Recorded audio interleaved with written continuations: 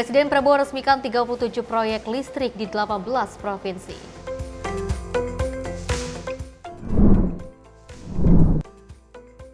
Masyarakat puas di 100 hari kerja pemerintahan Prabowo Gibran.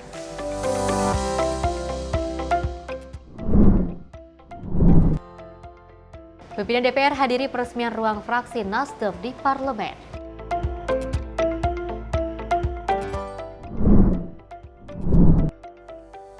Glamping di tengah lembah Desa Pelaga.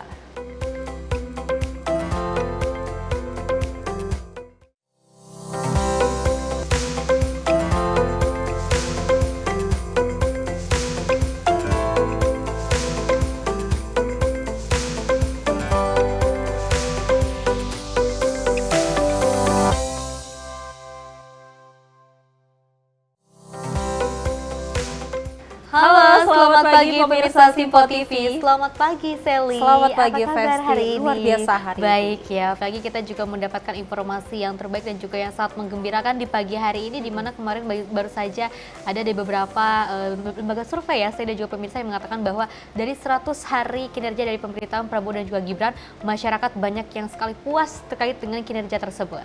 Kita ketahui ada tingkatnya yaitu Betul. 80,9% yang puas dengan kinerja dari pemerintahan Prabowo Subianto dan Gibran Rakabuming Raka. Kita berharap bahwasanya Festi pemerintahan kedepannya pasti selalu membuat kesejahteraan bagi masyarakat Indonesia, tidak ada kemiskinan dan pastinya tidak ada korupsi di Indonesia. Amin. Dan tentunya sejumlah informasi menarik lainnya akan terus kami hadirkan. Ini dia Menyapa Pagi Simpo TV selengkapnya.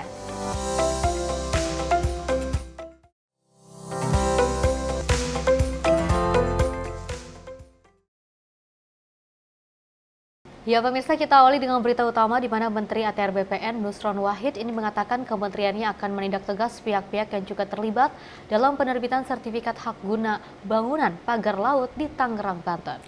Tindakan tegas itu akan dilakukan Kementerian ATR BPN apabila penerbitan sertifikat hak guna bangunan tersebut dinilai menyalahi aturan. Menteri ATR BPN Nusron Wahid menegaskan akan menindak pihak-pihak yang terlibat dalam proses penertiban sertifikat hak guna bangunan dan juga sertifikat hak milik pagar laut di Tangerang, Banten. Hal itu dilakukan manakala terdapat pihak-pihak yang terbukti menerbitkan sertifikat di luar garis pantai dan tidak sesuai dengan prosedur serta aturan yang berlaku. Ia pun berkomitmen untuk menuntaskan masalah tersebut secara transparan dan meminta agar seluruh pihak dapat menunggu hasil tinjauan yang dilakukan oleh Kementerian ATR BPN. Manakala nanti hasil koordinasi dengan BIG terdapat SHGB maupun SHM yang terbukti memang benar-benar berada di luar garis pantai, artinya ya memang itu harusnya Pananu, bukan APL, memang wilayah laut, kemudian di SHGB-kan, disertifikatkan, maka kami tentu akan evaluasi dan tentu akan kami tinjau ulang. Dan kami masih punya kewenangan itu. Karena sertifikat ini terbit tahun 2023. Berdasarkan PP, kalau selama sertifikat itu belum usia 5 tahun dan ternyata dalam perjalanan terbukti secara faktual ada cacat material, ada cacat prosedural, dan ada cacat hukum, maka dapat kami batalkan dan dapat kami tinjau ulang tanpa harus proses perintah pengadilan. Dari Jakarta, Sri Dewi Adayani, Azizul Hakim, Simpo TV melaporkan. Pemirsa, DPR RI berencana akan memanggil Menteri Kelautan dan juga Perikanan Sakti Wahyu Trenggono terkait dengan pagar laut misterius yang kini masih menjadi polemik. Pemanggilan ini rencananya akan dilakukan saat DPR memasuki pembukaan masa persidangan. Pimpinan DPR Dasko mengungkapkan bahwa dirinya sudah bertanya langsung kepada Menteri Kelautan dan Perikanan mengenai pagar laut yang akan dibongkar. Dasko menyebut bahwa Menteri KKP akan melakukan pembongkaran dalam jangka waktu 20 hari. Dirinya juga mengatakan akan meminta kepada Menteri KKP untuk melakukan koordinasi dengan institusi terkait soal pembongkaran tersebut. Jadi begini, saya sudah tanya Menteri KKP bilang bahwa pembongkaran pagar laut itu akan dilakukan oleh KKP atau kemudian jangka waktunya juga akan disampaikan oleh KKP. Seperti kita sebut kemarin itu Menteri KKP sudah menyebutkan dalam jangka waktu 20 hari. Dan kemudian ada yang disisakan untuk barang bukti. Nah, sehingga saya pikir polemik-polemik yang ada di lapangan bisa selesai sesuai dengan tupoksi masing-masing dan pesan dari kita kepada Kementerian KKP itu kemudian untuk melakukan pengusutan koordinasi dengan institusi terkait. Ya saya pikir mungkin ya ini karena agenda dari komisi teknisnya belum ada, mungkin nanti setelah masuk masa sidang kita akan lihat di komisi teknis bersangkutan. Demikian. Dari Jakarta, Fahrizal Davarizkiano, Sinpo TV melaporkan. Pemirsa, Presiden Prabowo Subianto menyatakan keyakinannya bahwa Indonesia sedang menuju swasembada energi. Hal tersebut disampaikan saat peresmian 37 proyek listrik nasional di 18 provinsi di PLTA Jati Gede, Sumedang, Jawa Barat. Saat meresmikan 37 proyek ketenaga listrikan yang tersebar di 18 provinsi pada Senin 20 Januari 2025 di PLTA Jati Gede, Sumedang, Jawa Barat, Presiden Republik Indonesia Prabowo Subianto menyampaikan keyakinannya bahwa Indonesia sedang menuju swasembada energi. Kepala negara mengungkapkan bahwa peresmian 37 proyek tersebut kemungkinan merupakan yang terbesar di dunia dalam satu waktu. Dengan rincian 26 pembangkit listrik dan 11 proyek transmisi serta gardu induk. Dalam hal yang sama, Presiden Prabowo menyorot bahwa Indonesia saat ini adalah satu negara di dunia yang paling maju dari segi transformasi energi menjadi energi terbarukan atau green energy. Adapun ia menyebut Indonesia memiliki sumber daya alam yang cukup besar serta kemampuan untuk melakukan transformasi energi. Kita akan menuju ke swasembada energi juga dalam waktu yang tidak lama. Karena itu, saya ucapkan terima kasih. Kita sekarang ini menjadi salah satu di dunia negara yang mungkin termasuk paling maju di bidang transformasi energi menjadi energi terbarukan, energi bersih, green energy yang mengurangi emisi karbon.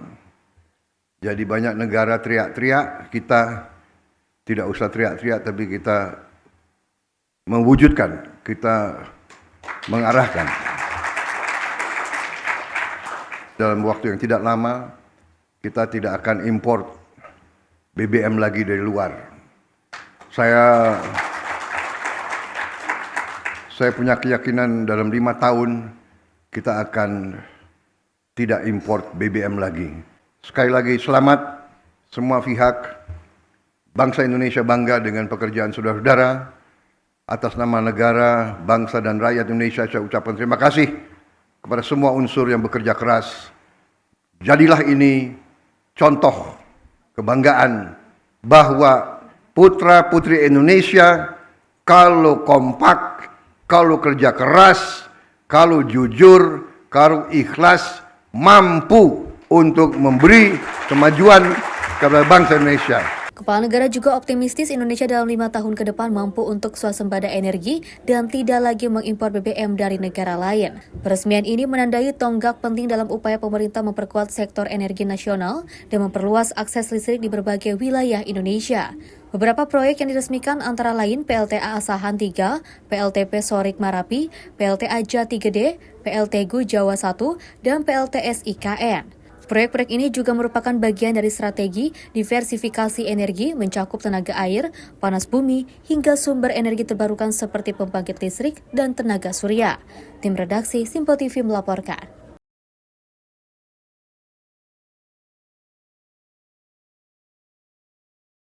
Sementara itu, pemirsa, Prabowo Subianto mengungkapkan bahwa arahan untuk efisiensi anggaran telah menghasilkan penghematan yang besar. Menurut Kepala Negara, hal tersebut mendukung transformasi ekonomi Indonesia menuju industrialisasi dan hilirisasi. Presiden Republik Indonesia Prabowo Subianto menyampaikan bahwa arahannya untuk pemerintah dalam melaksanakan penghematan dan efisiensi dalam pengeluaran anggaran telah membuahkan hasil yang signifikan. Pernyataan tersebut disampaikan oleh Prabowo saat meresmikan 37 proyek listrik nasional di 18 provinsi yang berlangsung di PLTA Jati Gede, Sumedang, Jawa Barat pada Senin 20 Januari 2025. Dalam hal yang sama, Prabowo pun mengungkapkan dirinya optimistis Indonesia mampu mencapai pertumbuhan ekonomi 8% dengan mempercepat proses industrialisasi dan juga hilirisasi. Tak hanya itu, Prabowo juga menekankan pentingnya penghematan dan efisiensi anggaran di pemerintahan, baik pusat maupun daerah. Sementara itu, beberapa waktu yang lalu, Kementerian Keuangan menyebut negara bisa menghemat anggaran hingga 3,6 triliun rupiah berkat pemangkasan perjalanan dinas seperti yang diminta kepala negara. Saya dapat laporan dari Menteri Keuangan, arahan saya untuk melakukan penghematan di semua bidang, alhamdulillah menghasilkan penghematan yang cukup besar, sehingga bangsa kita akan melakukan transformasi ke arah hilirisasi, ke arah industrialisasi secara besar-besaran dan secara akan mengagetkan dunia, saudara-saudara sekalian. Saya sangat optimis target 8% akan kita capai dan kita akan mempercepat proses industrialisasi, proses hilirisasi, dan kita akan mencapai sasaran kita. Instruksi mengenai penghematan ini juga telah dijadikan kebijakan pada Desember 2024. Kementerian Sekretaris Negara mengeluarkan peraturan terkait dengan perjalanan dinas luar negeri untuk kementerian dan juga lembaga pemerintah. Kebijakan tersebut tercantum dalam surat edaran nomor B32 MSLN 00 12/2024. Tim redaksi Simpo TV melaporkan. Dan tentunya pemirsa, kedatangan Presiden Prabowo Subianto di Sumedang, Jawa Barat disambut antusias oleh warga termasuk anak-anak sekolah SD hingga SMA. Dan Presiden Prabowo yang mengenakan seragam safari coklat, bertopi biru tua dan berkacamata hitam menyapa warga yang berada di sana. Dalam kesempatan itu, Presiden Prabowo berkunjung untuk meresmikan 37 proyek listrik nasional di 18 provinsi yang digelar di PLTA Jati Gede. Kedatangan Prabowo yang tiba pukul 10:48 waktu Indonesia Barat disambut warga yang antusias berlari dan mendekat ke arah Presiden Prabowo. Presiden Prabowo yang mengenakan seragam safari coklat, bertopi biru tua, dan berkacamata hitam itu pun menyapa warga yang berada di sana. Presiden Prabowo juga menyempatkan menyalami anak-anak sekolah yang dengan tertib antri menanti kedatangan Presiden Prabowo. Ini dari SDN Pamoyanan, SDN Cimukti, SDN Cihideng, SDN Parakan Kondang, sama SDN Cijingjing 2. Oke, ini tadi saya lihat bener nggak sih Bu nunggu 2 jam untuk kedatangan Pak Presiden ke Jati Gede? Iya betul, anak-anak disuruh tunggunya dari jam 7:30 pagi. Meski harus menunggu, hal itu tidak menyurutkan semangat anak-anak untuk bisa menyapa dan berjabat tangan langsung dengan Presiden Prabowo.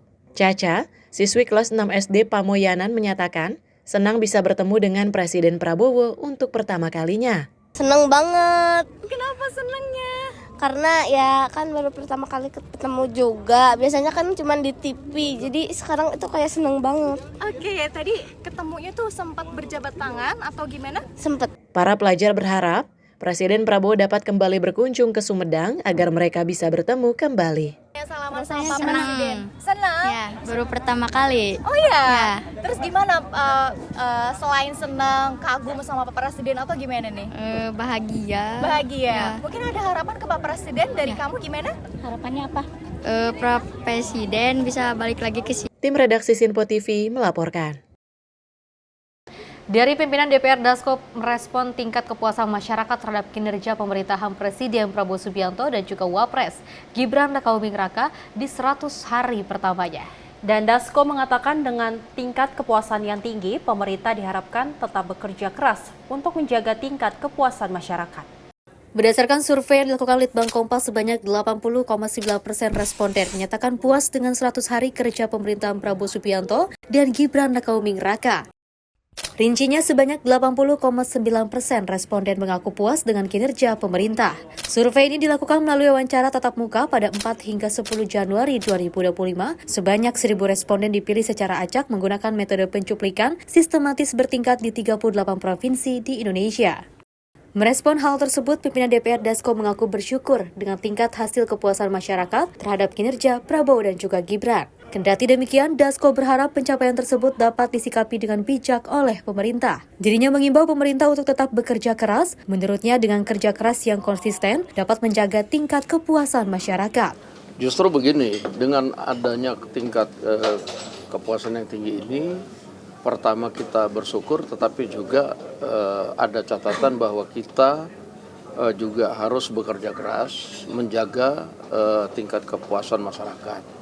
Kita himbau kepada pemerintah itu kemudian untuk setelah 100 hari ini tidak kendur dalam mewujudkan janji-janji kampanye atau merealisasikan program-program yang dilakukan jelang 100 hari ini.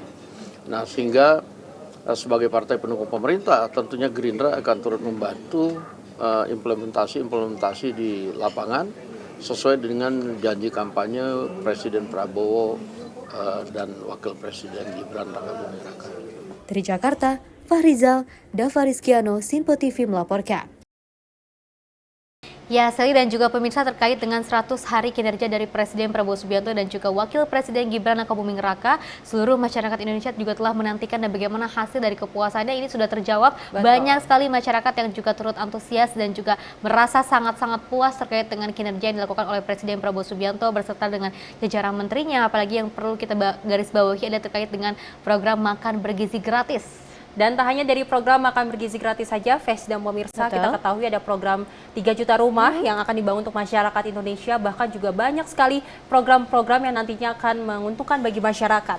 Dan seperti Dasko katakan, untuk pemerintahan tetap bekerja keras walaupun memang masyarakat sudah puas, pastinya 5 tahun ke depan ada kejutan lagi yang kita tunggu dari pemerintah Prabowo Subianto dan Gibran Rakabuming Raka. Sifat ikhlas dan juga patriot ini memang selalu melekat di hati Prabowo Subianto yang mengatakan bahwa ketika banyak sekali masyarakat Indonesia yang juga mengucapkan rasa terima kasih kepada Presiden Prabowo Subianto, tapi Presiden Prabowo Subianto dengan tegas mengungkapkan tidak perlu berterima kasih karena sudah menjadi kewajibannya sebagai Presiden Republik Indonesia.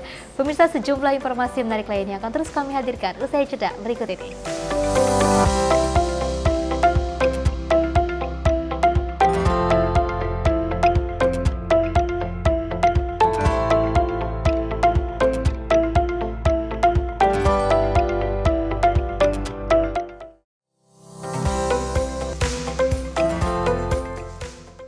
Pemirsa, Sinpo TV kembali hadir menemani Anda dengan berbagai informasi yang telah kami rangkum dalam sepekan. Sajian lengkap informasi sepekan kami hadirkan untuk Anda. Badan Legislasi DPR menemui masa unjuk rasa di depan gedung DPR RI Senayan, Jakarta. Menemani akhir pekan Anda bersama keluarga dengan rangkuman berita menyeluruh dalam Sinpo Sepekan setiap minggu pukul 6 pagi hanya di Sinpo TV. Halo pemirsa, kami kembali hadir dengan sejumlah informasi yang kami himpun dari berbagai penjuru dunia. Rangkaian informasi yang membuat akhir pekan Anda begitu bermakna. Sebuah kelompok di Afrika Selatan memberikan layanan pertunjukan film dengan tenaga surya. Berita yang menjadi sorotan media dari dalam dan luar negeri kami hadirkan untuk menemani pekan Anda dalam Sinpo Dunia Sepekan, Sabtu dan Minggu pukul 9 pagi hanya di Sinpo TV.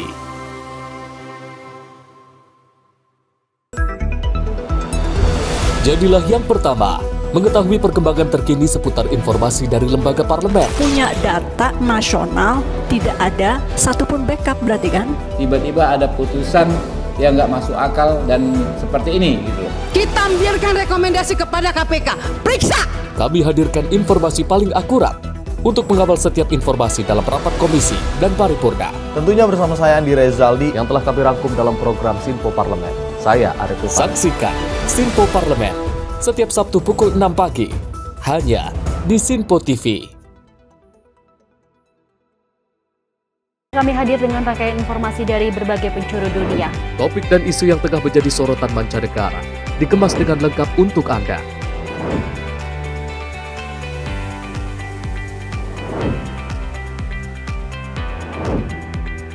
Peristiwa penting yang terjadi dari berbagai belahan dunia ini hadir dalam Sinpo Dunia setiap Senin hingga Jumat pukul 7:30 malam hanya di Sinpo TV.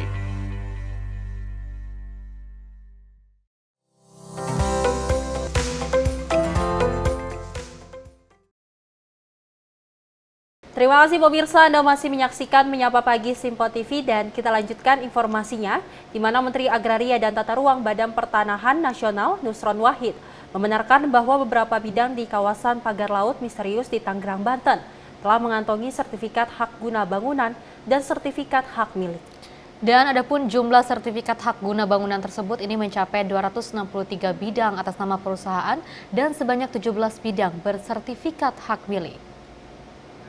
Kementerian ATR BPN memastikan pihaknya akan melakukan peninjauan ulang atas terbitnya sertifikat hak guna bangunan di kawasan pagar laut Desa Kowot, Kecamatan Paku Haji, Kabupaten Tangerang. Lantaran sertifikat tersebut baru diterbitkan pada tahun 2023. Menteri ATR BPN Nusron Wahid mengatakan, jika dalam kurun waktu diterbitkannya sertifikat tersebut masih di bawah 5 tahun dan terdapat cacat prosedur, maka sertifikat itu dipastikan masih dapat dibatalkan penerbitannya tanpa harus menunggu perintah pengadilan. Sebelumnya, Kementerian ATR BPN mengungkapkan terdapat 263 SHGB di pagar laut Tangerang dengan rincian 234 bidang dimiliki oleh perusahaan bernama PT Intan Makmur. 20 bidang dimiliki PT Cahaya Sentosa dan 9 bidang milik perseorangan. Sementara itu, adapun 17 bidang kawasan pagar laut tersebut berstatus hak milik atas nama Surhat Hak. Poin kedua yang ingin kami sampaikan, kami membenarkan ada sertifikat yang berseliweran di kawasan pagar laut sebagaimana yang muncul di banyak sosmed tersebut. Jumlahnya 263 bidang dalam bentuk SHGB atas nama PT Intan Agung Makmur sebanyak 234 bidang dan atas nama PT Cahaya Inti Sentosa sebanyak 20 bidang. Kemudian atas nama perseorangan sebanyak 9 bidang. Kemudian ada juga SHM, surat hak milik, atas 17 bidang. Nah, poin ketiga, terhadap sertifikat baik itu HGB maupun SHM ini, apa yang akan dilakukan oleh Kementerian ATR BPN? Kami hari ini mengutus dan memerintahkan kepada Pak Dirjen SPPN, Pak Firdu, ini orangnya, untuk melakukan koordinasi dan ngecek dengan Badan Informasi Geospasial mengenai masalah garis pantai yang ada di kawasan Desa Kowot tersebut. Apakah sertifikat bidang tersebut berada di dalam garis pantai atau di luar garis pantai? Karena kita harus cek dan kita pastikan. Karena setelah kami cek dokumennya, di dalam proses pengajuan sertifikat tersebut terdapat dokumen-dokumen yang itu terbit tahun 1982. Karena itu kami perlu cek mana batas pantai tahun 82, mana batas pantai tahun 83, 84, 85 sampai batas pantai tahun 2024 dan sampai sekarang, untuk mengecek keberadaan apakah lokasi yang dimaksud dalam peta bidang tanah yang tertuang di dalam SHGB maupun SHM tanah tersebut berada di bawah di dalam garis pantai atau di luar garis pantai. Dari Jakarta, Sri Dewi Andayani, Azizul Hakim, Simpo TV melaporkan. Pemirsa, Kementerian Lingkungan Hidup Badan Pengendalian Lingkungan Hidup ini kembali menyelenggarakan kegiatan aksi bersih sampah laut yang juga dipusatkan di Pantai Kedongan, Kecamatan Kuta, Kabupaten Badung. Kegiatan ini melibatkan 8.600 peserta dari berbagai elemen masyarakat yang tersebar di 12 titik sepanjang garis pantai Kelan hingga Jimbaran. Aksi besar-besaran ini turut dihadiri 3 Menteri Kabinet Merah Putih, yakni Menteri Lingkungan Hidup atau Kepala Badan Pengendalian Lingkungan Hidup Hanif Faisal Nurrafiq, Menteri Kelautan dan Perikanan Sakti Wahyu Trenggono, dan Wakil Menteri Pariwisata Niluh Puspa, serta Deputi Kemenko Pangan. Kabinet Pariwisata, Kabinet Perikanan, dan juga masyarakat pengunjung di Kuta kita, di Pantai Kuta. 2 minggu yang lalu masih banyak sampah yang karuan, kemudian kita kerja bareng dengan seluruh stakeholder pusat maupun di daerah. Hari ini sudah bisa sebagian teman-teman menikmati kembali.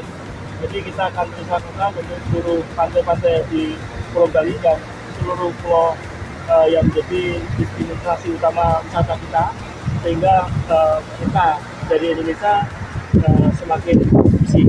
Kita pastikan bahwa semua upaya melakukan pembersihan pantai wajib terus berjalan secara sistematis dan akan dipastikan lanjut.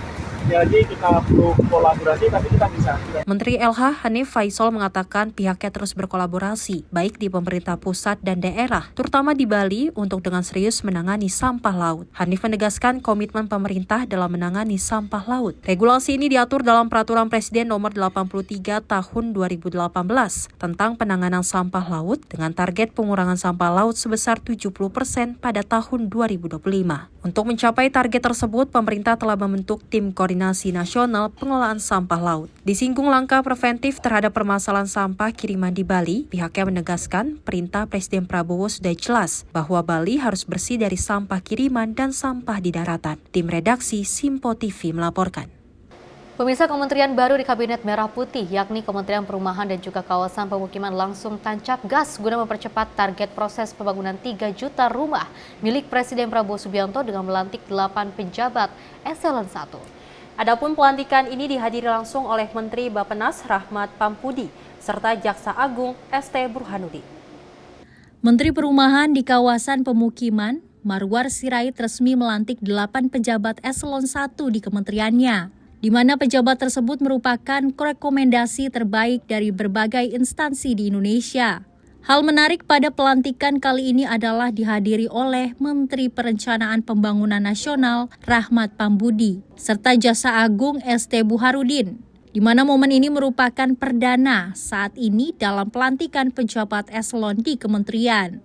Pejabat media yang dilantik yakni Sekretaris Jenderal Kementerian PKP Didi Khoirul, Jenderal Kawasan Pemukiman Kementerian PKP Fitrah Nur, Dirjen Perumahan Pedesaan Imran, Dirjen Perumahan Perkotaan Sri Haryati, Dirjen Tata Kelola dan Pengendalian Resiko Aziz Adriansyah, Inspektur Jenderal Harry Jerman, dan 2 staf ahli di Kementerian PKP. Dalam pelantikan ini dihadiri Menteri PPN, Bappenas, adalah untuk turut membantu dari sisi perencanaan dalam pembangunan rumah rakyat yang ditargetkan sebanyak 3 juta rumah. Saksi yang terhormat, Pak Jaksa Agung, kami undang di sini, dan Bapak Menteri Bappenas.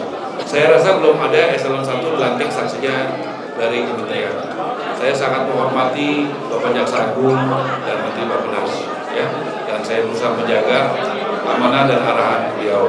Teman-teman, ini adalah bentuk sinergitas dari kementerian untuk mendukung kementerian lain, dan diharapkan bahwa kementerian baru ini adalah kementerian yang betul-betul bebas korupsi, dan kami akan menjaganya terus. Lebih dalam, pasca pelantikan para pejabat di kementerian baru ini diharapkan dapat mempercepat proses pembangunan 3 juta rumah rakyat, serta terbebas dari berbagai politik kepentingan ataupun peluang penyelewengan anggaran.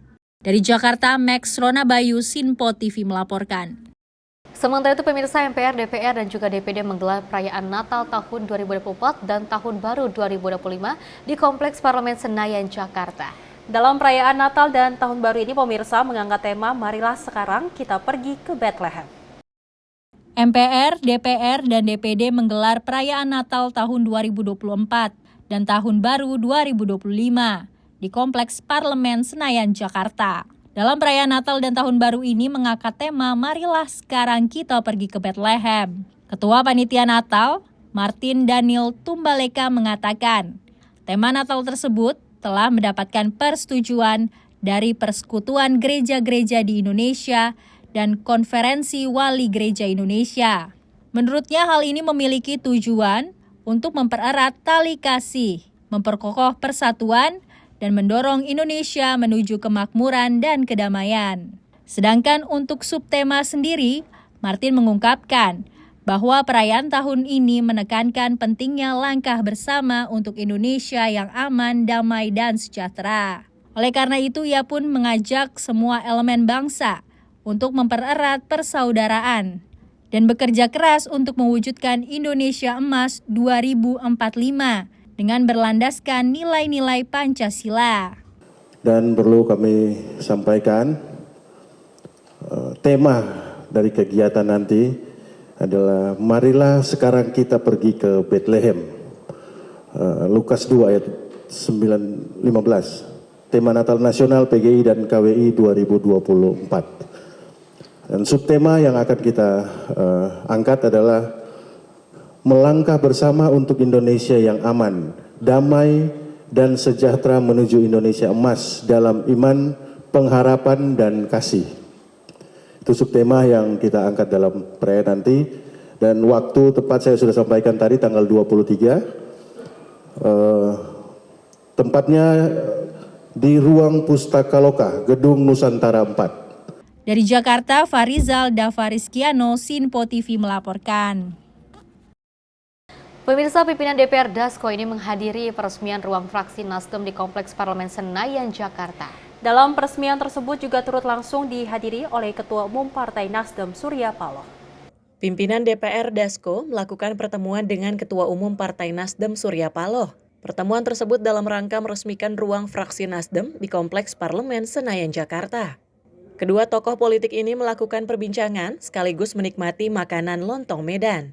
Bahkan, keduanya juga menyempatkan waktu membahas terkait seputar survei kepuasan publik terhadap kinerja Presiden Prabowo Subianto dan Wakil Presiden Gibran Rakabuming Raka di 100 hari kerja pertama.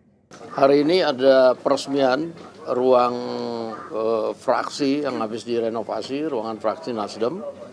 Ya, kita pimpinan DPR diundang. Ya, sebagai ketua umum tentunya ada Bang Surya di sini, dan tadi kita sempat bincang-bincang sedikit sambil makan lontong Medan yang enak. Iya, tadi ada bicara-bicara sedikit bahwa beliau menyatakan syukur alhamdulillah bahwa tingkat kepuasan masyarakat terhadap kinerja pemerintah itu tinggi, dan saya ucapkan itu juga tidak kurang dari karena juga dukungan Nasdem sebagai partai yang bersama-sama dengan pemerintah. Dari Jakarta, Fahrizal Dafariskiano, Sinpo TV melaporkan.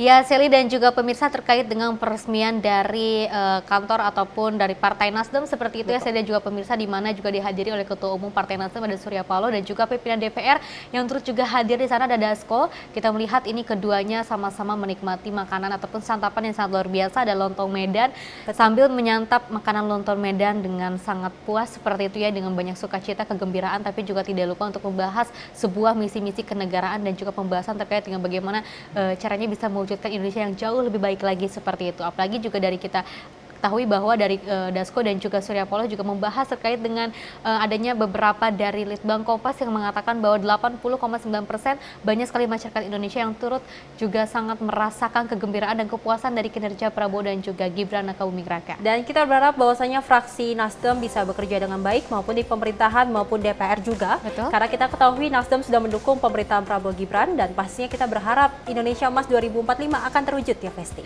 Amin. Pemirsa, sejumlah informasi menarik lainnya akan terus kami hadirkan usai jeda berikut ini.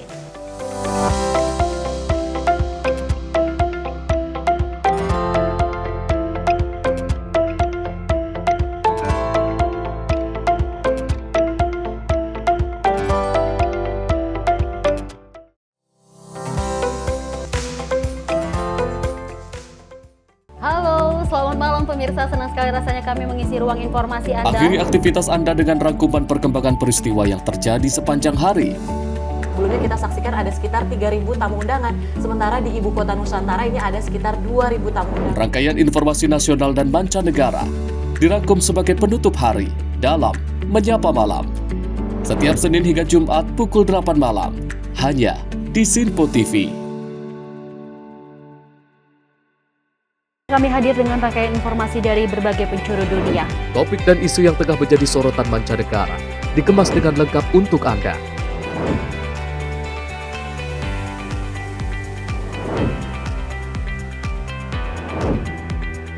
Peristiwa penting yang terjadi dari berbagai belahan dunia kini hadir dalam Sinpo Dunia setiap Senin hingga Jumat pukul 7:30 malam hanya di Sinpo TV. Halo, selamat pagi pemirsa Sinpo TV. Selamat pagi Andi. Selamat pagi Fes. Beragam informasi terbaru hadir menemani Anda sebelum memulai hari. Itu memang dari Menteri Perhubungan juga mendukung, Betul. dari Menteri Keuangan juga mendukung, dan kita sebagai masyarakat pun juga Harus mendukung. Mengangkat isu yang tengah menjadi pembicaraan paling hangat. Semarakan pagi Anda bersama Menyapa Pagi. Setiap Senin hingga Jumat pukul 6 pagi hanya di Sinpo TV. Halo pemirsa, kami kembali hadir dengan sejumlah informasi yang kami himpun dari berbagai penjuru dunia. Rangkaian informasi yang membuat akhir pekan Anda begitu bermakna. Sebuah kelompok di Afrika Selatan memberikan layanan pertunjukan film dengan tenaga surya. Berita yang menjadi sorotan media dari dalam dan luar negeri kami hadirkan untuk menemani pekan Anda dalam Sinpo Dunia Sepekan, Sabtu dan Minggu pukul 9 pagi hanya di Sinpo TV.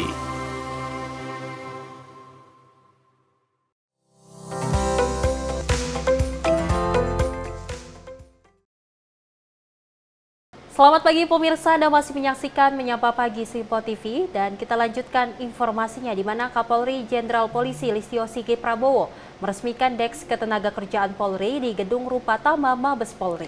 Dan nantinya Deks ini juga diharapkan menjadi wadah untuk menyelesaikan sengketa industri hingga permasalahan tenaga kerja serta memberikan perlindungan hukum bagi para kaum buruh. Kapolri Jenderal Polisi Listio Sigit Prabowo mengungkapkan Deks Ketenagakerjaan dibentuk bertujuan sebagai bentuk kepedulian Polri terhadap permasalahan buruh dan tenaga kerja yang kerap terjadi. Hal itu dikatakan Listio usai meresmikan Deks Ketenagakerjaan Polri di Gedung Rupatama Mabes Polri pada Senin 20 Januari 2025. Listio menyatakan Deks yang baru saja diresmikan akan bekerja mulai dari menerima laporan, melakukan mediasi hingga tindakan penegakan hukum sebagai pilihan terakhir. Listio menyampaikan bahwa Deks Ketenagakerjaan Polri dapat memberikan ketenangan bagi pekerja dan menjadi bagian dari upaya dalam mendorong pertumbuhan ekonomi Indonesia.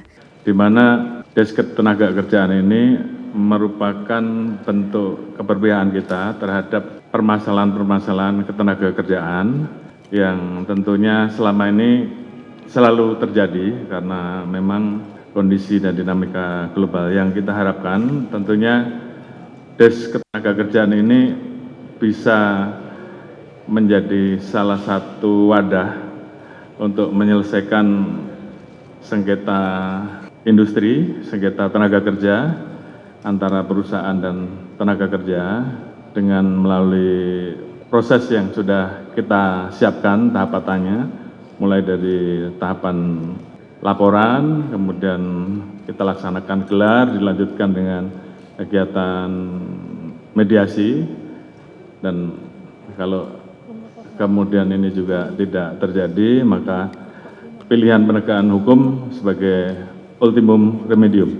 Dan tentunya dengan DES ini kita harapkan bahwa ada saluran bagi rekan-rekan tenaga kerja, rekan-rekan buruh untuk menyampaikan apa yang selama ini menjadi keluhannya. Dari Jakarta, Tim Liputan Sinpo TV melaporkan. Sementara itu, pemirsa, Wakil Menteri Pertanian Sudaryono menyampaikan bahwa ketersediaan vaksin pencegahan wabah penyakit mulut dan juga kuku untuk hewan ternak dari pemerintah jumlahnya masih terbatas. Ia pun meminta agar para peternak tidak menunggu vaksinasi pencegahan wabah PMK gratis dari pemerintah dengan melakukan vaksin mandiri untuk hewan ternak mereka. Wakil Menteri Pertanian Sudaryono mengatakan bahwa jumlah hewan ternak di Indonesia jauh lebih banyak dibanding ketersediaan vaksin PMK yang disediakan gratis oleh pemerintah. Dirinya pun mengimbau kepada para peternak untuk tidak menunggu distribusi vaksin dari pemerintah dan diharap melakukan vaksin mandiri bagi hewan ternak. Terlebih harga vaksin PMK terbilang cukup murah, mulai dari Rp17.000 hingga Rp25.000 per dosis. Sebelumnya, Menteri Pertanian Andi Amran Sulaiman telah mengeluarkan surat peringatan untuk meningkatkan kewaspadaan terhadap wabah PMK. Surat tersebut diedarkan tertanggal 3 Januari 2025 dengan menginstruksikan pemerintah daerah untuk memperketat pengawasan. Kita siaga penuh terkait PMK. Kita bikin pemetaan semua di semua daerah. Kemudian vaksinasi jalan terus. Ini kan kayak COVID, jadi harus divaksin. Nah, melalui media ini mohon nanti disiarkan. Selain vaksin yang maksudnya gini, jangan menunggu vaksin dari negara, karena vaksin itu dosisnya juga terbatas, tidak bisa semua sapi domba semua divaksin oleh negara. Maka saya berharap masyarakat juga mengupayakan vaksin mandiri, harganya 17.000 sampai 25.000 satu suntikan. Dibandingkan harga ternaknya yang harganya jutaan, saya kira sebungkus rokok. Saya berusaha menghimbau ya, pemerintah sudah berusaha ada dosis 4 juta dosis yang akan kita berikan untuk vaksin, tapi ternak kita jauh lebih banyak, sehingga kami berharap semua perusahaan kita himbau untuk vaksin mandiri, kemudian termasuk ternak-ternak di rumah-rumah, ternak-ternak lokal kita juga harus mau untuk merelakan sebungkus rokoknya untuk memvaksin ternaknya demi menjaga ternaknya tetap sehat. Dari Jakarta, Sri Dewi Andayani, Azizul Hakim, Sinpo TV melaporkan. Kita beralih ke informasi lainnya, pemirsa. Aksi pencurian kendaraan bermotor di sebuah rumah di kawasan Grogol, Jakarta Barat terekam jelas kamera pengawas atau CCTV pada Minggu siang kemarin. Pelaku yang berjumlah 2 orang ini nekat masuk ke halaman rumah saat penghuni tengah berada di dalam. Dalam rekaman kamera pengawas atau CCTV memperlihatkan komplotan spesialis pencuri kendaraan bermotor melancarkan aksinya di sebuah rumah di Jalan Muardi 111C, Grogol, Petamburan, Jakarta Barat pada Minggu siang kemarin. Pelaku yang berjumlah 2 orang ini terlihat membuka pagar rumah yang tidak terkunci, kemudian nekat masuk ke halaman dan menjebol kunci kendaraan korban. Kurang dari 5 menit, para pelaku kemudian berhasil membawa kabur motor milik warga. Penghuni rumah yang mengetahui aksi ini kemudian keluar dan mencoba mengejar pelaku, namun tak dapat. Itu jam 3 sore. Itu motor posisi dalam rumah, Pak? Iya, dalam rumah. 2 orang masuk.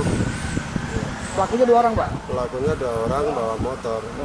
Posisi pagar rumah lagi dikunci atau gimana, Pak? Pagar rumah sementara itu tidak dikunci. Biasanya ini dikunci, waktu ditinggalin itu tidak dikunci. Dikunci stang juga, Pak? Iya, dikunci stang juga di sini. Tapi daerah sini rawan nggak sih, Pak, pencuri? Akhir-akhir ini agak rawan. Iya. Tapi di CCTV itu aksinya lama nggak sih, Pak? Ya, beberapa menit lah.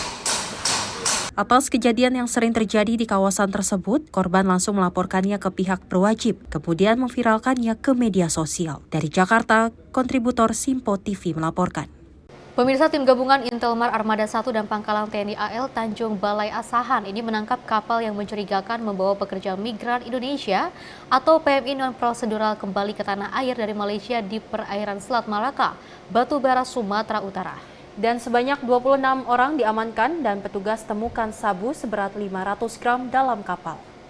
Inilah detik-detik saat tim gabungan Intelmar Armada 1 dan Lanal Tanjung Balai Asahan menyergap kapal yang dicurigai membawa pekerja migran Indonesia non-prosedural di perairan Selat Malaka, Batubara, Sumatera Utara dari Malaysia. Benar saja, setelah diperiksa ternyata kapal sebanyak 26 orang yang disembunyikan dalam palka kapal untuk menghindari petugas patroli laut. Guna pemeriksaan lanjut, seluruh PMI ilegal serta nahkoda dan anak buah kapal turut dibawa ke Mako Lanal Tanjung Balai Asahan. Satu persatu barang bawaan para pekerja migran dari berbagai daerah di Indonesia menjalani pemeriksaan ketat untuk mencegah masuknya narkoba. Benar saja, petugas menemukan bungkusan berisi sabu yang disembunyikan di dalam kapal seberat 500 gram lebih sabu. Jadi kami dari tim F1PR Lanal Tanjung Balai Asahan pada hari Rabu tanggal 15 Januari tahun 2025 berhasil mengamankan sebuah kapal KM Alif GT10 dengan membawa 26 PMI non-prosedural dari Malaysia menuju ke Indonesia. Kemudian setelah kita periksa pendalaman, di mana di dalamnya terdapat muatan yang berisi narkoba jenis sabu sebanyak 544 gram. Dan hal ini masih kita dalami siapa yang membawa dan siapa yang menjadi tersangka untuk barang tersebut. Berdasarkan hasil keterangan dari ABK tadi, ABK ini diberi upah 3,5 juta untuk membawa PMI. Mungkin untuk upah membawa sabu ini atau narkoba sabu ini masih kita. Selanjutnya, para pekerja migran yang diamankan akan diserahkan ke kantor imigrasi Tanjung Balai Asahan. Petugas terus dalami kepemilikan sabu dengan memeriksa nahkoda dan anak buah kapal. Dari Medan, Sumatera Utara, kontributor Sinpo TV melaporkan. Pemirsa, 2 pelaku pembegalan seorang lansia di satu kabupaten Bekasi, Jawa Barat berhasil diringkus jajaran unit Reskrim Polsek 1 Polres Metro Bekasi. Dalam menjalankan aksi kejahatan, pelaku tidak segan melukai korban dengan senjata tajam. Saat proses pemeriksaan, pelaku sudah melakukan aksi pembegalan sebanyak 7 kali di wilayah Setu dan juga sekitarnya. Jajaran unit Reskrim Polsek 1 Polres Metro Bekasi berhasil mengamankan 2 pelaku begal sadis yang merampas dan melukai seorang kakek berusia 60 tahun asal Kampung Awirangan, Desa Taman Sari, Kecamatan Setu, Kabupaten Bekasi, Jawa Barat, hingga korban terluka parah di beberapa bagian tubuh. Kedua pelaku, Tony dan Rizky, diamankan saat di rumah masing-masing dengan barang bukti senjata tajam yang digunakan saat melukai korban. Dalam menjalankan aksi kejahatan, para pelaku tidak segan melukai korban demi mendapatkan motor hasil curian. Menurut Kasat Reskrim Polres Metro Bekasi, Kompol Onkoseno Grandiarso, kedua pelaku yang diamankan merupakan pelaku spesialis pembegalan. Targetnya mengincar korban yang mengendarai motor seorang diri pada malam hari. Bahkan pelaku sudah 7 kali melakukan pembegalan di wilayah Kabupaten Bekasi. Saat ini juga kita sudah menangkap dan menahan 2 orang pelaku yang beberapa waktu lalu melakukan pembegalan atau curas di daerah Setu, ya, di mana korbannya adalah laki-laki agak berusia atau tua yang mengalami luka bacok di beberapa bagian tubuhnya. Kedua pelaku pembegalan seorang lansia yang berhasil diamankan terancam pasal 363 dengan ancaman penjara 7 tahun penjara. Kasusnya kini dalam penanganan Polsek Setu dan Polres Metro Bekasi. Dari Bekasi, Jawa Barat, kontributor Simpo TV melaporkan. Ini harus menjadikan kewaspadaan untuk seluruh masyarakat Indonesia. Tadi juga kita melihat bahwa ada pemberitaan lansia yang dibegal seperti itu. Ini sangat miris sekali. Kita harus jauh lebih berhati-hati lagi karena kasus begal di Indonesia ini masih marak sekali. Tidak hanya mungkin kasus begal terkait dengan merampas harta benda, tapi juga ada yang secara fisik seperti menyentuh bagian sensitif di perempuan seperti itu ya. Kita juga sebagai perempuan harus jauh lebih berhati-hati lagi. Terlebih kita ketahui kasus yang telah kita bacakan tadi, Face dan pemirsa, lansia yang berusia 60 tahun dibegal pada saat malam hari. Betul. Jadi ini jadi perhatian juga para pekerja yang mungkin pulang di malam hari untuk selalu berhati-hati, bahkan bisa lebih cepat pulangnya karena kita tidak tahu aksi begal bisa terjadi kapan saja. Pemirsa, sejumlah informasi lainnya akan terus kami hadirkan usai jeda berikut ini.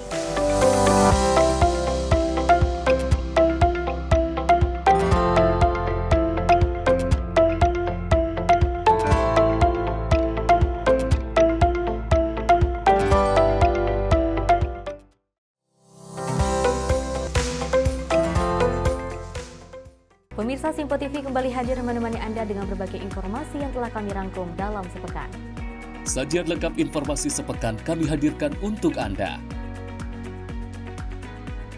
Badan Legislasi DPR menemui masa unjuk rasa di depan gedung DPR RI Senayan, Jakarta. Menemani akhir pekan Anda bersama keluarga dengan rangkuman berita menyeluruh dalam Simpo Sepekan setiap minggu pukul 6 pagi hanya di Simpo TV.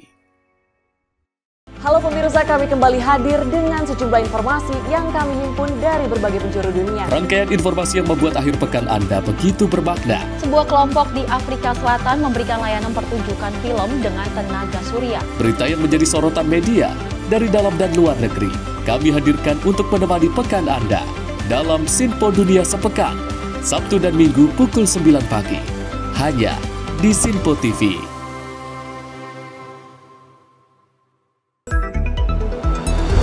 Jadilah yang pertama mengetahui perkembangan terkini seputar informasi dari lembaga parlemen. Punya data nasional, tidak ada satupun backup berarti kan?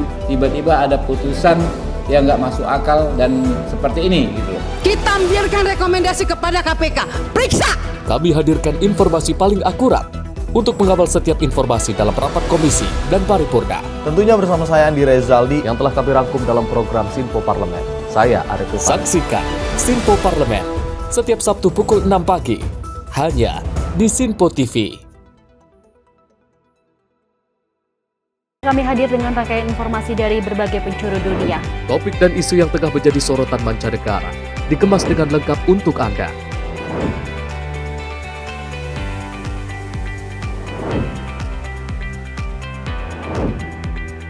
Peristiwa penting yang terjadi dari berbagai belahan dunia ini hadir dalam Simpo Dunia setiap Senin hingga Jumat pukul 7:30 malam hanya di Sinpo TV.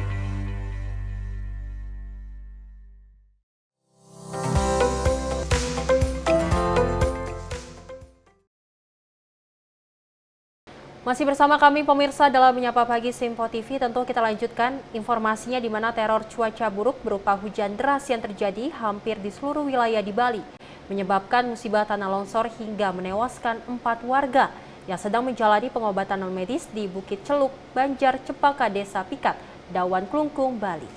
Dan selain 4 warga yang juga tewas tertimbun longsor, 4 warga lainnya juga mengalami luka-luka ringan dan juga berat.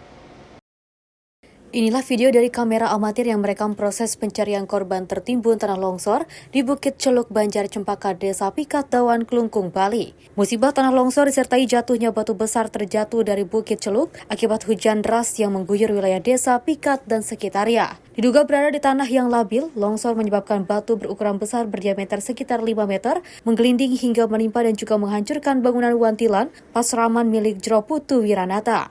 Dengan pencahayaan seadanya, tim gabungan dari TNI Polri, BPBD Klungkung, dan juga masyarakat setempat berupaya mengevakuasi para korban. Cuaca gelap ditambah guyuran hujan membuat tim gabungan cukup kesulitan mengevakuasi korban. Berdasarkan data sementara, 4 orang warga dinyatakan meninggal dunia. Dari keempat korban tewas, 1 diantaranya hingga kini masih dalam proses pencarian. Sementara 4 korban lainnya yang mengalami luka ringan maupun luka berat saat ini sedang mendapatkan penanganan medis di IGD RSUD Klungkung. Korban meninggal yang ditemukan 3 orang yang luka, patah tangan dan patah kaki ada 2 orang, langsung dievakuasi ke rumah sakit oleh tim Psikrisnya. Dan korban meninggal juga kita kirim ke IPJ Rumah Sakit Klungkung untuk ditindaklanjuti lebih lanjut. Dan informasi masih ada 1 warga yang tertimbun dan besok pagi kita akan lanjutkan pencarian. Kita atas izin Bapak PJ Bupati dan Bapak Wakil Bupati terpilih yang kebetulan ada di lapangan, kami laporkan karena situasi malam dan situasi tebing kita tidak tahu juga, hujan masih ada sehingga kita takut ada longsor susulan sehingga pencarian kita hentikan malam ini. Dan kemungkinan besok pagi kita akan lanjutkan lagi bersama tim semua melibatkan TNI, Polri, BPBD, PMI, masyarakat. Ironisnya, wantilan yang juga hancur tertimpa batu besar merupakan pasraman yang digunakan untuk kegiatan spiritual. Para korban tersebut merupakan para pasien yang datang untuk menjalani pengobatan non-medis di tempat tersebut. Dari Bali, Bagus Raditya, Sinpo TV melaporkan.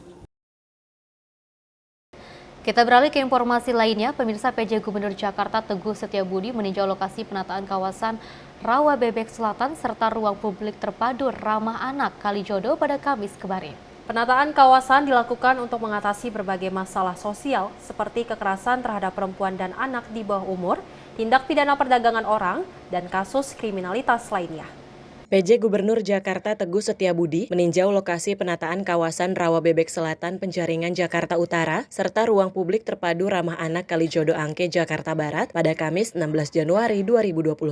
Pemprov DKI Jakarta berupaya menghadirkan ruang terbuka hijau atau RTH yang aman dan nyaman bagi warga. Di lokasi pertama, Rawa Bebek Selatan, PJ Gubernur Teguh menanam pohon tebebuya. Kemudian di Erpetra Kalijodo, PJ Gubernur Teguh menanam bibit timun suri dan pakcoy serta memanen melon. Dalam kesempatan itu, Teguh mengajak seluruh lapisan masyarakat untuk menjaga dan merawat ruang terbuka publik. Pastinya kami juga mengajak seluruh jajaran, bukan hanya pemerintah kota, tapi khususnya masyarakat sekitar ini, Pak Camat, Pak Lurah, Pak RW, Pak RT, mari kita jaga, kita amankan ruang ini agar menjadi ruang yang aman, nyaman bagi kita semuanya, apalagi bagi perempuan dan anak. Mudah-mudahan nanti pada pertengahan tahun ya, ini akan menjadi taman yang nyaman sebagaimana yang ada di dalam gambar yang ada di side plan ini dan bisa dimanfaatkan dengan sebaik-baiknya.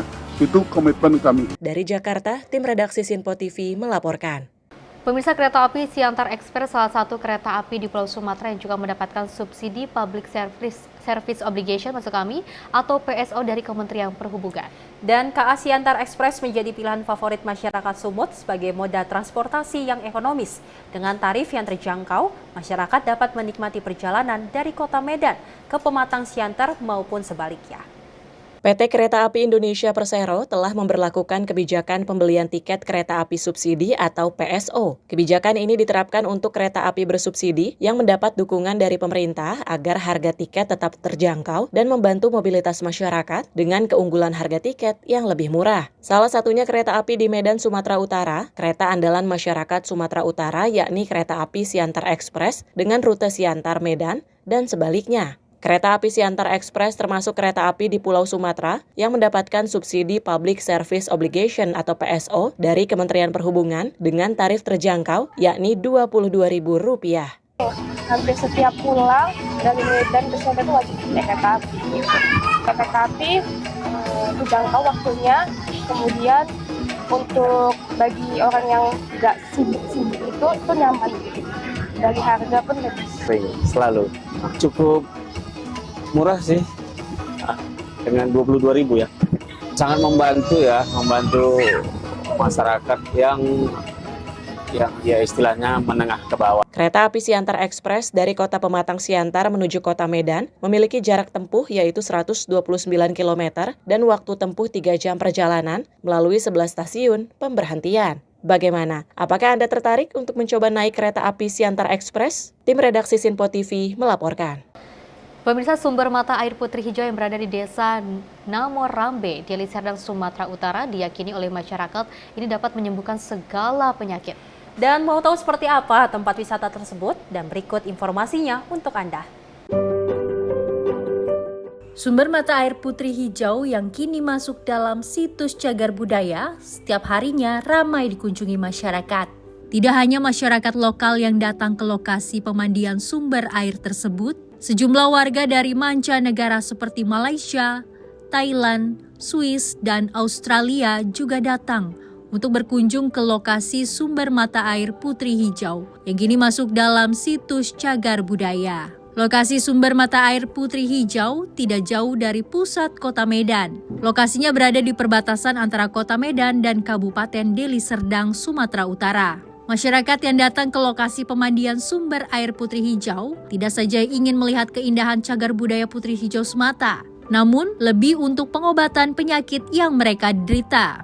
Masyarakat meyakini sumber air Putri Hijau yang berasal dari mata air tersebut dapat menyembuhkan segala penyakit. Selain itu, sumber mata air tersebut juga bisa membuka aura dan keberuntungan serta perjodohan bagi masyarakat yang meyakininya. Masyarakat yang meyakini sumber air Putri Hijau dapat menyembuhkan berbagai penyakit. Cukup dengan mandi dan membasuh seluruh tubuhnya di air pancuran, masyarakat juga diminta untuk berdoa dan meminta kepada Yang Maha Kuasa agar penyakit yang diderita segera disembuhkan. Masyarakat yang datang berobat akan dibimbing oleh seseorang yang paham tentang agama dan spiritual tersebut. Dengan membacakan ayat suci Al-Quran, masyarakat yang datang untuk penyembuhan agar meminta petunjuk kepada Allah. Megawati, pengurus situs cagar budaya Putri Hijau, mengatakan setiap harinya khususnya di setiap akhir pekan dan hari libur, banyak masyarakat dari luar dan dalam kota datang ke lokasi pemandian Putri Hijau. Umumnya mereka datang untuk berobat, ada juga yang datang untuk berdoa, membuka aura agar usahanya lancar. Namun tidak sedikit juga masyarakat yang datang agar segera mendapatkan jodoh. Megawati menceritakan sumber mata air ini sudah lama, sejak zaman Kerajaan Aru. Kala itu, Putri Raja Aru bernama Putri Hijau kerap mandi di sumber mata air abadi tersebut. Sumber mata air tersebut akan mengeluarkan warna hijau bila sang putri yang memiliki kecantikan ini sedang mandi dan berendam di mata air tersebut.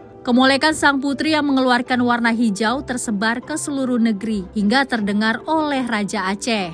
Kala itu Raja Aceh mengutus pengawalnya untuk mencari tahu asal-usul warna hijau yang selalu menyinari lokasi sumber mata air. Air ini di mana, Bu? Awalnya ini tempat persinggahan putri dari dia tuh mana-mana ada tempat sinyamannya. Jadi itulah salah satu tempat persinggahannya.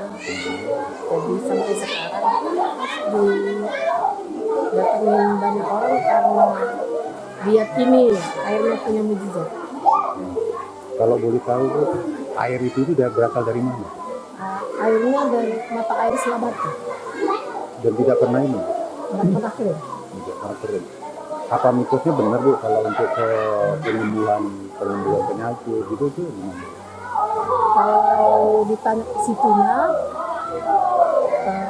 orang banyak meyakini karena yakin kita sama Allah, yakin kita dengan mujizat. Penyakit apa aja Bu yang bisa? Sebanyak sih. Contohnya apa Bu? Yang sering diminta itu orang yang sering datang kemari. Iya. Saya orang sakit, lumpuh, minta sembuh, orang minta rezeki, minta jodoh, minta keturunan. Tapi alhamdulillah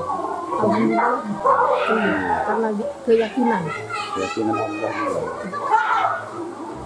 Yakin kita dengan Allah ya. Jadi sekarang ini cagar budaya ini sekarang gimana Bu? Apa sepi atau memang udah mulai rame lagi? Ya, kalau kita bilang alhamdulillahnya rame. Cuman ada hari-hari tertentu lebih rame lagi.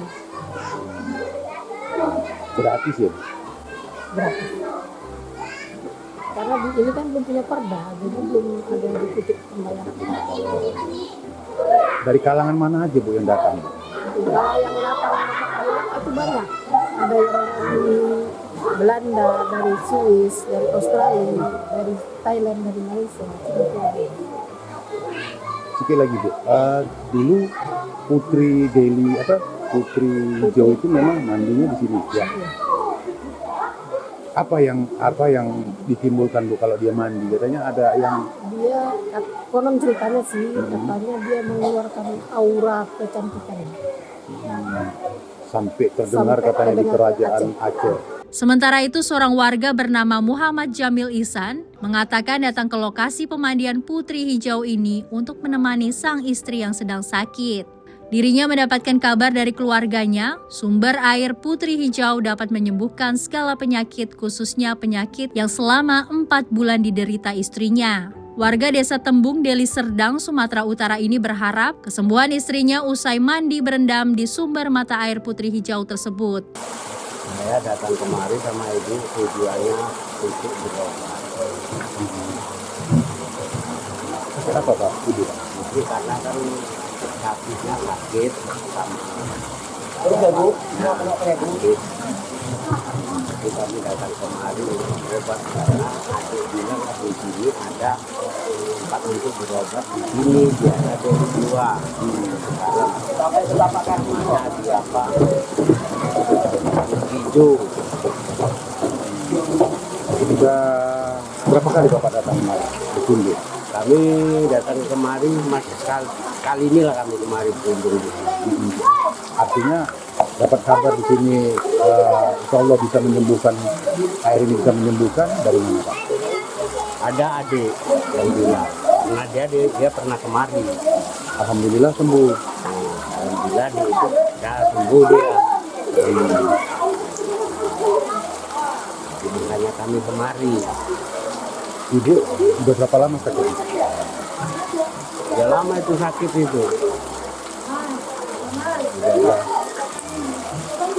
Udah ada sekitar 4 bulanan, 3 bulan lagi tuh.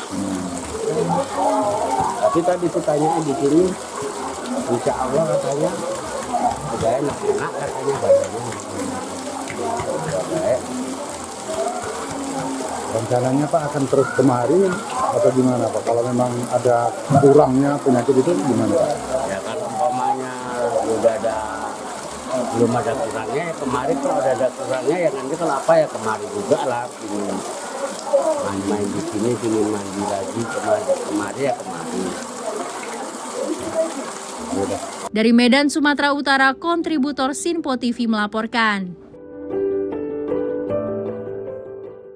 Pemirsa, tren wisata glamping atau glamorous camping di alam bebas kini jadi primadona baru di Bali. Wisatawan ditawarkan menginap dalam tenda dengan menikmati fasilitas layaknya menginap di hotel yang berbintang. Salah satu tempat glamping unik yang sekaligus merupakan hidden gem di Bali bahkan menawarkan sensasi berbeda dengan mengajak para pelancong menikmati suasana healing sempurna di tengah sunyinya lembah yang dikelilingi perbukitan kawasan Desa Pelaga Petang, Badung, Bali. Destinasi ini mungkin bisa jadi rekomendasi bagi Anda untuk melewatkan akhir pekan ini. Wisata alam glamping atau glamorous camping kini sedang booming di Bali. Karena glamping dinilai lebih seru dibandingkan menginap di hotel atau villa. Selain menikmati keindahan alam Bali yang sesungguhnya, wisatawan mendapat pengalaman menginap di alam terbuka tanpa harus ribet membangun tenda. Salah satu destinasi glamping yang viral di Bali terletak di pedalaman hutan Desa Pelaga, Petang, Badung. Lokasinya yang bersembunyi di tengah lembah dengan dikelilingi hutan dan perbukitan, membuat pengunjung benar-benar disuguhi suasana sunyi alam Bali. Mengedepankan konsep terbuka dan menyatu dengan alam, membuat pengunjung bisa menikmati ketenangan di tengah hutan. Lengkap dengan suara gemericik air dari sungai yang mengalir. Bentuk tenda glamping juga didesain unik dengan menonjolkan konsep estetis. Kamar di dalam glamping dilengkapi fasilitas mumpuni, mulai dari ukuran tempat tidur yang memadai hingga toilet dan shower air hangat di dalam tenda. Karena dirancang private, di tendanya masing-masing pengunjung bisa melepas penat sambil menikmati suasana alam sambil mengobrol bersama keluarga, teman maupun pasangan. Saat malam tiba dan kabut tipis mulai menutup kawasan lembah, pengunjung bisa menghangatkan badan di dekat api unggun ataupun menikmati hidangan makan malam di balkon depan tenda dengan view hutan di perbukitan Desa Pelaga. Menariknya, makanan di tempat ini juga berkonsep farm to table, yaitu seluruh bahan makanan dan minuman berasal dari hasil pertanian dan perkebunan di sekitar lokasi glamping. Setelah COVID-19, setelah pandemi ini, nampaknya wisatawan yang akan datang itu mereka akan menginginkan sesuatu yang berbeda, sesuatu yang lain, sesuatu objek wisata ya, di tempat-tempat yang terbuka. Mereka akan lebih memilih tempat-tempat yang terbuka itu, maksudnya mungkin pantai yang terbuka, alam hutan yang terbuka, yang luas, di mana mereka bisa menghirup oksigen ya untuk kesehatan, kan seperti itu. Nah, itulah sebabnya akhirnya yang tadinya lahan ini kami masih belum tahu mau digunakan untuk apa itu. Mungkin kami mau berkebun, pada waktu kami memiliki lahan ini, tetapi ketika ide itu muncul, kami memutuskan untuk membuat glamping, daya tarik wisatawan yang ya belakangan ini lagi sangat ngetren sekali, dan memang bukan hanya di sini saja, di banyak tempat juga ada di sini. Cuman tentu tempat ini kalau dibanding dengan glamping lain tentu berbeda, kan gitu ya. Ada glamping yang mungkin di situ daya tariknya mungkin pantai, bisa saja pantai atau sungai daya tariknya. Tapi di sini sangat lengkap sekali. Ya, di sini kami punya sungai, kami punya alam sekitarnya dengan tanaman bermacam-macam yang sangat luar biasa sekali. Kami juga ada air terjun yang tidak terlalu jauh berjalannya, hanya 10 menit sudah sampai di tempat itu. Kemudian kalau kami pengunjung turun ke sungai, masih bisa juga rendeman di sungai dengan air yang sangat jernih sekali. Kalau ada wisatawan juga ingin datang hanya rileks saja, duduk-duduk saja sambil minum dan sebagainya, mereka juga sangat menikmati alam sekitarnya. Ada yang mau yoga dan sudah beberapa kali juga digunakan tempat ini untuk yoga. I think it's one of the most beautiful spots of Bali. I think this is for me, this is the real Bali. I'm not a person who likes the big city. I think it's too crowded, too hot, and too fancy. I choose to live on Bali because I love nature. And here in the region of Petang Sulangai, you will find the real Balinese lifestyle, the culture, how we live, and that's so beautiful. Mungkin hal yang baru ya Pak ya. Jadi sebelumnya di Denpasar itu kan udah hiruk pikuk gitu. Jadi mungkin nyari yang natural, terus yang jauh dari kota, mungkin referensi untuk keluarga juga bisa. Jadi glamping ini destinasi yang cukup menarik ya untuk keluarga terutama. Jadi menikmati suasana alam. Ini memang sengaja nyari glamping di tengah hutan ini Pak? Ya bisa dibilang begitu sih Pak, biar ya jauh dari inilah, menikmati suasana sih sebenarnya. Ini sebelumnya sudah pernah menemukan glamping seperti ini Pak? Oh belum pernah, pertama kali sih sekarang. Jadi ini konsepnya sangat unik Pak ya? Iya, konsepnya unik, di tengah hutan, terus ada sungai, terus ada air terjunnya juga, bagus sih. Usai semalaman beristirahat, pagi harinya pengunjung bisa menikmati sejumlah aktivitas mulai dari yoga atau trekking menyusuri kawasan hutan Desa Pelaga yang berakhir di air terjun Batu Lantang. Selama trekking, pengunjung juga bisa menikmati pemandangan sungai dan sawah yang masih natural. Jika tertarik menghabiskan waktu di destinasi wisata glamping ini, pengunjung cukup merogoh kocek 500 hingga 700 ribu rupiah per malam. Jika Anda ingin mengusir kejenuhan setelah melakukan rutinitas harian, destinasi satu ini mungkin dapat menjadi solusi. Suguhan panorama yang alami tentu menjadi pilihan sempurna untuk dinikmati bersama keluarga maupun orang-orang terdekat. Dari Bali, kontributor Sinpo TV melaporkan. Ya pemirsa dan juga Sally, terkait dengan tren wisata healing ini sudah bermacam-macam aksinya, sudah bermacam-macam hiburannya seperti itu ya. Kita ketahui kalau misalnya kita glamping ataupun sebuah glamorous camping ini di alam bebas bisa kita nikmatin sama-sama, tidak hanya ada di Bandung seperti di Puncak, tapi juga ini ada di Bali yang baru saja dibuka dan menjadi sebuah wahana yang memang ataupun wisata healing yang sangat digemari oleh seluruh masyarakat Indonesia. Bahkan Festi, menurut saya nih, ini sangat cocok untuk warga Jakarta yang mungkin kalau kita lihat selalu gedung-gedung, bahkan kalau kita ke Bali, ini glamping yang bisa kita sejukkan keindahannya, bahkan bisa alamnya tenang, bisa kita rasakan. karena kita akan menginap di sebuah glamping yang memang pemandangannya adalah suasana alam, betul, alam pohon-pohon bebas yang seperti itu sekali. ya. Dan tentunya pemirsa, informasi tadi sekaligus mengakhiri jumpa kita. Saya Festi Rahmadi dan saya Sally Sregar. Terima kasih dan sampai jumpa.